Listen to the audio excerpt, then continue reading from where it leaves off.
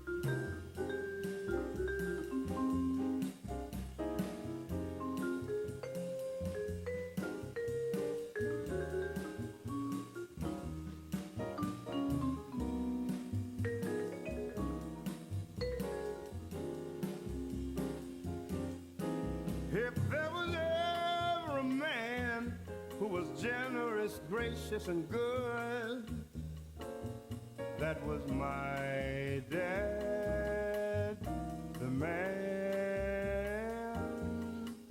A human being so true, he could live like a king, 'cause he knew the real pleasure in life to be devoted to, and always stand by me, so I could be unafraid and free. If there was ever a man who was generous, gracious, and good, that was my dad, the man.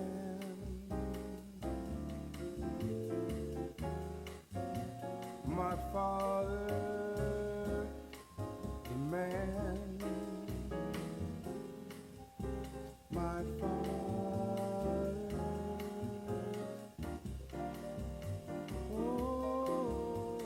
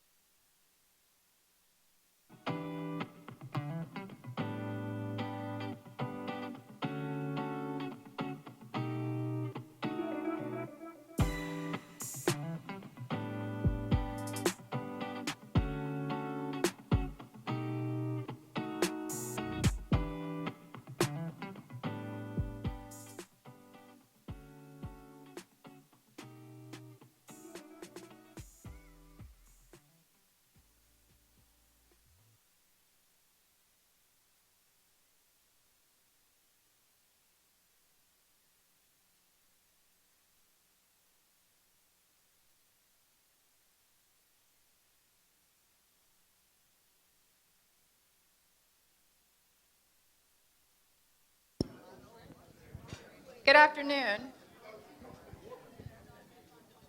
Nothing like streaming live and having technical difficulties, but HOC always gets us out of those spots. So to continue on with our lunch program, I'd like to first say to you, please make sure that you visit every area of the conference, especially the vendor exhibit area. If you checked in already downstairs at the registration desk, if you follow that hallway around, you not only get an opportunity to see all of the posters that were submitted from all of the Maryland agencies, but you, at the end of that hallway is a vendor exhibit hall. Our vendors are there with their products and their services. Without our vendors, we would not be able to have this conference, so please make sure that you enjoy those vendors. We also have a couple of games so that you have to go and see the vendors if you want to win some of our prizes. So from our breakout sessions led by expert speakers to our Housing Feud happy hours, we have worked diligently putting together an inspiring conference for you. For those commissioners that pre-registered for the commissioners dinner, it will be held at the Schooner's Restaurant, which is right outside these doors to my right at 6:30 p.m. You will also find in the exhibitors hall all of our beverage breaks, the raffle baskets, and breakfast tomorrow.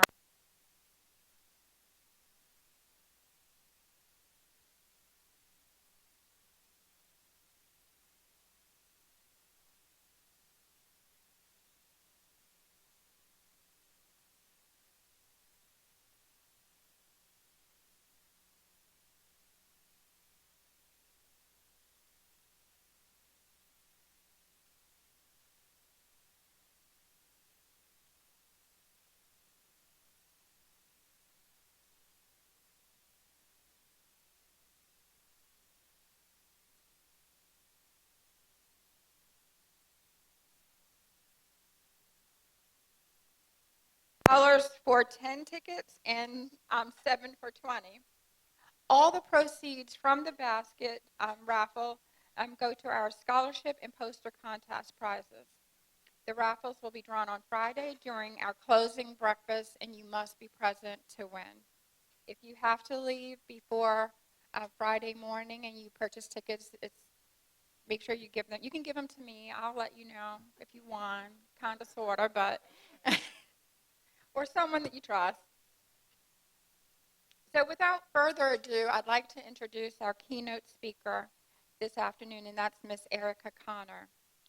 She's a college graduate, educator, mentor, writer, single mother, and recent FSS graduate are some of the titles that can be attributed to Erica. When the private company she was working with downsized, Erica's income took a sudden nosedive when she became a long-term substitute teacher in the Montgomery County public school system.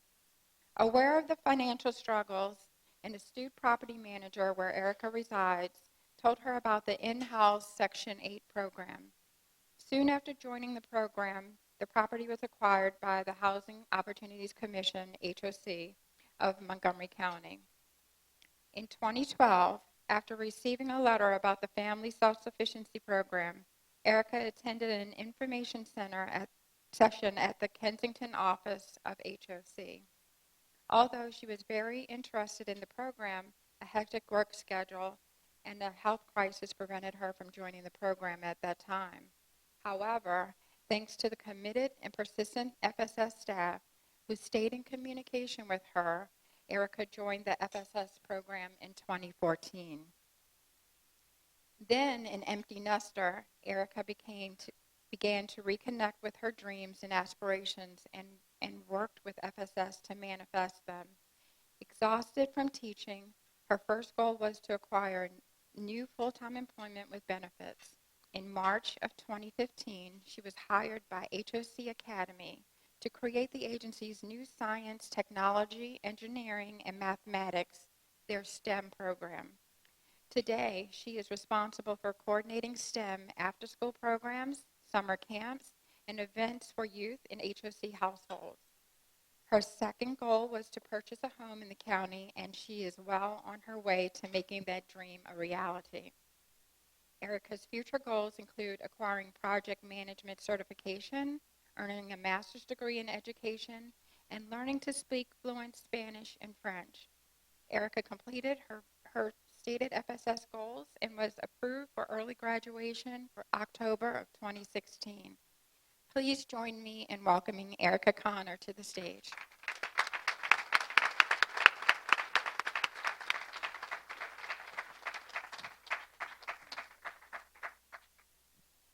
Good morning, afternoon rather. Thank you, Marcia, for that warm welcome. Thank you, MAHRA, for having me.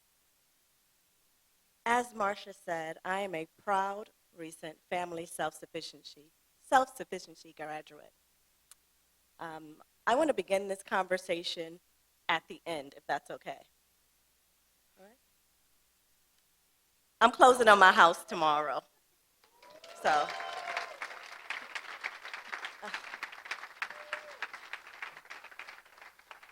So I'm trying to be calm right now, but right now I am like, all right, but I'm going to behave myself.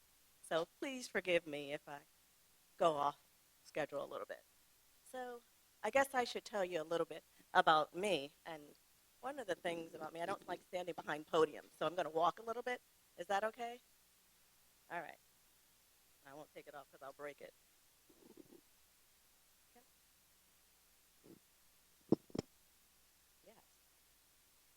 Wow. One of my dreams to have a mic. In any case, I'm going to tell you a little bit about myself in a nutshell. I am a Generation X hippie, which means I will quote Jay-Z while doing the peace sign at the same time, which means that I am not afraid to sing at the copy machine, sometimes dance when I think no one's looking, but I get my work done and I try to do everything in excellence. I want to tell you a little bit about my experience with FSS and how FSS and HOC made many of my dreams possible. As I said, tomorrow I'm closing, and I just can't even believe that I'm closing on a house in Montgomery County, no less. In any case, my history with Section 8, or my experience of Section 8, was a little biased because I was raised in a household where Section 8 and public assistance, formerly known as welfare, and all those things were looked down upon. I was taught those people who don't have ambition, they're less than regular folk. And the ironic thing is, I didn't grow up middle class. I was probably, working class. So we were still getting that government block of cheese. I don't know if any of you remember that. That thing never melted. So it was funny that my family was like, we don't live in projects and no Section 8, no what, but we had that block of cheese. But in any case, so I had this air, judgment, because that's what I was taught. Then some years later, I started working at a company where my colleague, this wonderful divorced mother of two, shared that she was on Section 8. I couldn't wrap my head around it because I saw this woman work hard every day, side by side with me. I was like, why does she need Section 8? Still in my judgment, I was like, oh, I don't get it, whatever. Let's fast forward 10 years later. I pick up and move to Maryland. Didn't want to raise my daughter in New York. And I moved to Maryland. I'm working for a nice private company in downtown Silver Spring. I'm doing okay. Enough to afford a 3-bedroom, 2-bathroom apartment. Go on nice family trips. I'm doing okay. I mean, I'm not Neiman Marcus okay, but I'm Target and Saturday one-day sales at Macy's okay. So, I can do a little something. At least I thought I was okay. I guess I was here for 2 years, and the company downsized. Eventually, they went out of business. My position was eliminated. My world was in a whirlwind at this time. Because I don't know about any of you, I don't know if any of you are parents, but the thought of not being able to provide for my daughter sent me into a tailspin. Also, the company that I was working for, they didn't have a 401k plan. My savings was minuscule. Things were very, very rough. I had a couple of decisions to make. Do you move back to New York? Do you try to find a job in D.C.? Well, D.C., you know, those good government jobs, but there's a price to that, especially when you want to stay in Maryland and commute. The price of commuting, you have to find after and before care. Just all of these things added up. And it wasn't a wise investment or quality of life for me and my daughter for me to try to get a good DC job. So my sister-in-law, may she rest in peace, she suggested that I do what I did naturally. I love working with children. So she suggested that I substitute teach. And I have to admit, when she said that, I was like, ugh. It was just like, And I started, luckily I had a bachelor's degree, and so I was quickly accepted into the substitute pool at Montgomery County. And I loved it. I absolutely loved it. I became one of the regulars, so much so that the parents thought I was a fully certified teacher.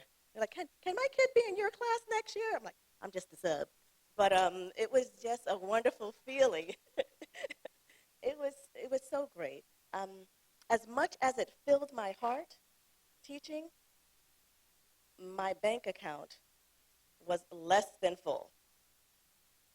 I had to apply for SNAP, formerly known as food stamps in my generation. It was funny when they offered me a whopping $25. I was like, wow, thanks, I think.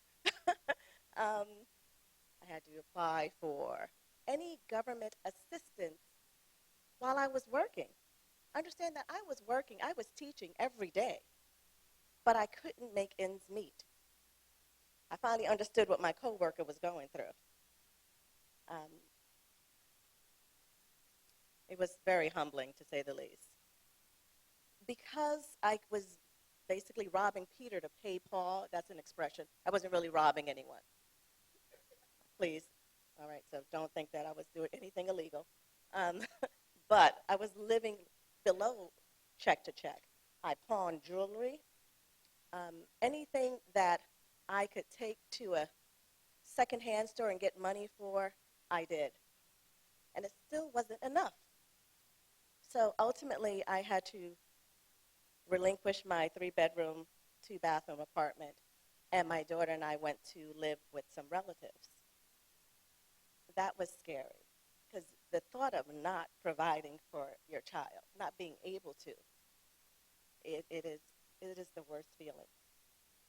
So we went to live with relatives, and we must have stayed there 6 to 8 months, the two of us in a vacant room in a relative's house. And I was able to save some money, and I was able to take advantage of an apartment complex's special. We know about those specials. You know, move in on the first of the month, you get the basement apartment, no windows, and da-da-da. And I took it, and I was grateful, because at least it was mine. And at the same time, I learned about the voucher program. And of course, I quickly enrolled. Not too long after I got the voucher. And let me tell you, for someone who's living check to check, and you don't know if you can get those breaks fixed or pay your rent or buy food, and you have to decide what you're going to do, that voucher is a golden ticket. I was so happy. I know I did a praise dance. I don't know if any of you know about that, but I did. And that golden ticket, and I'm going to tell you, even though it helped it helped alleviate a lot of the burden and the stresses I was experiencing. There was still that sense of fear, shame, and doubt that I was going through because the fact that I needed this assistance, I was somebody who, I've been working since I was 14. I mean, I went to college. What am I doing here? Why do I need this? And so I still was feeling less than worthy. It was really humbling. I can't even imagine what my daughter saw when she looked at me during those times because I'm sure I was a pillar of just a pile of tears. But I was so grateful for that voucher. And that voucher helped me secure a roof over her head. That voucher allowed me a little flexibility and put a little more pep in my step. So much so that I was able to continue substitute teaching. During the summers, it got a little shaky. I would take 2 or 3 jobs. I was a cashier at IKEA while teaching children's theater during the summer, whatever I had to do. Because, you know, when you're a parent, you will sacrifice what you need to so that you can provide for your child. And I'm a helicopter mom. I don't know if any of you are those, you know, a hover mom. Although my daughter would love for me to work in D.C., I wanted to be there when she got out of school. So I was very grateful for that I had those summer jobs. It was stressful still, trying to get things to ends to meet. They never quite met. But I was surviving. I wasn't thriving, but I was surviving. Eventually, I got a letter in the mail. The few times that I would check my mail a week because I wouldn't check my mailbox because I knew it was all the credit cards that I used to live on. So I wouldn't check my mailbox. But one day I finally did. And there was a letter from the Family Self-Sufficiency Program, FSS. As I read this letter, I was like, wow, this program sounds amazing. So you're going to help me build escrow. And I'll be quite honest, I really didn't know what escrow was. But I was just like, okay, so basically save money somewhere while I'm working. And I can take that money and go back to school or buy a house or start a business. I was very much interested in this program. I was like, yes, that's me. And like Marcia shared with you, although I was ready to, in my mind I was ready, just life happened. A health crisis that took me down to like zero income, working. So many things happened that it took a while before I finally committed to going to an information session and joining the program. The FSS workers, they were patient with me, as I think they are with most of their clients. And eventually I joined. When I sat down with Melissa and told her what I wanted to do, I said, and I guess, you know, just this whole list of stuff. I want to go back to school. I want to get a graduate's degree. I want to own a home. I want to do this and that. She just, yes, you can do that. We can support you. And I'm like, you know, then of course I got to test it out. So I went and registered for 4 online classes at the same time. Because before she changed her mind, I wanted to make sure I got everything out. I was like, ooh, yes, watch this. So I registered for Microsoft Word, Outlook, Spanish. Don't ask me anything in Spanish. What else did I register for? Just things that I thought would make me a better business candidate again. Because by this time, I had been out of the business world so long, I didn't know if I still had my business footing. So I wanted to make sure I was still viable and marketable. So I did this. And I will tell anyone, any working adult, never, ever take 4 classes while you're working full time. It is insane. Don't do it. But I did it because FSS was like, we can help you. And I really didn't want them to wake up and change their mind. So I did it, and I finished them all successfully, thank goodness. And I was so grateful. I was so grateful to this program because after I did that, I was like, wow. I kind of got that strength again and that feeling of confidence that I could apply for more jobs. And Melissa would send me postings and say, oh, this sounds like you. I would try out for that and try out for this. I felt good about myself. And by this time, my daughter is, I think she has finally graduated from high school. And I'm like, it's Erica's time again. It's time to, do you and be on purpose. So the thing is, I wanted to work in an office, but I wanted to work in an office doing purposeful work. Purposeful. I don't know if any of you know what I mean by that, but I wanted to make sure I was doing work that seeded something good into the universe and that made me feel good in here. Okay, so I was really, keen on really finding that right job. And I guess somewhere along the line, I must have given my resume to HOC because I got a call from Rita Harris and Lynette Lawrence. I'm like, who are these? I went and met with these lovely ladies, and they interviewed me for a position. They didn't hire me. And that was the first time I got a turn down, that I left feeling good. They rejected me, and I left smiling. I was like, oh, you guys are so lovely. You don't want me, but it's okay. And I left feeling good, and I was ready to take on the world.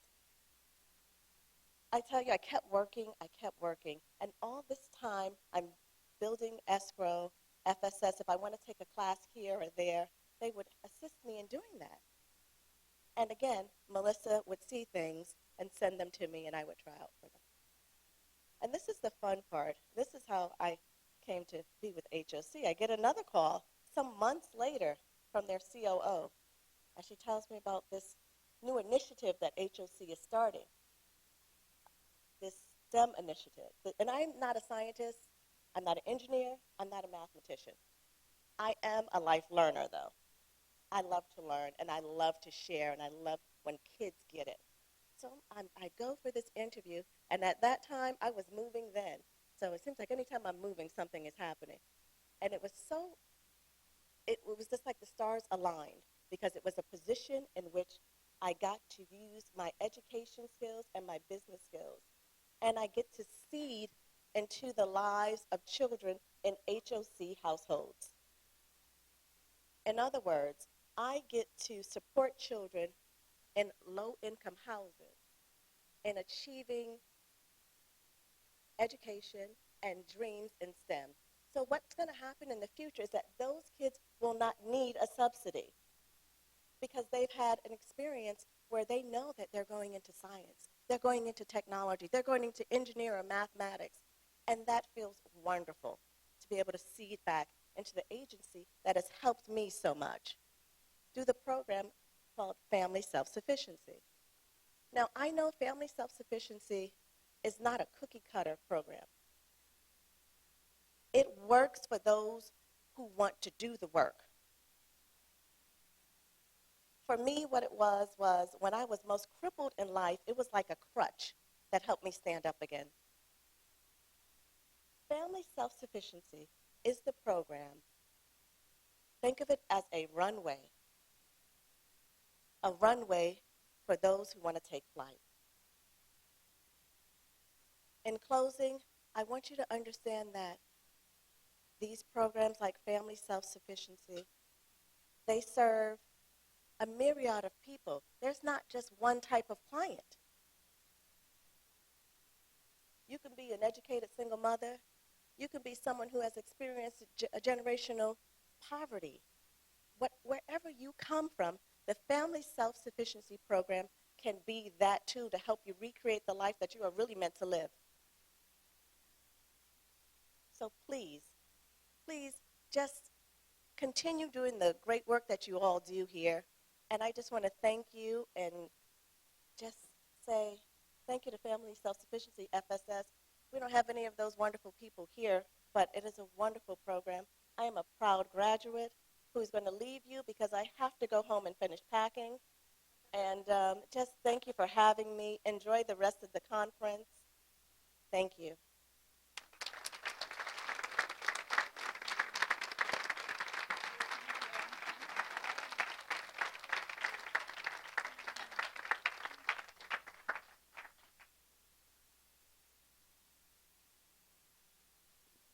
So Erica started her journey in 2012, and I was listening to her speak. It reminded me that in 2012, the theme of the MAHRA conference was survivor. We were all trying to survive. And we were talking about giving HUD, many of the agencies in this room were talking about, we're going to just give those vouchers back because you're not giving us enough money to administer them. So I'm so glad that none of us made that decision, because we wouldn't have heard Erica's story today. So again, congratulations on everything that you're doing. Congratulations to HOC for their FSS program and all the other agencies in the room.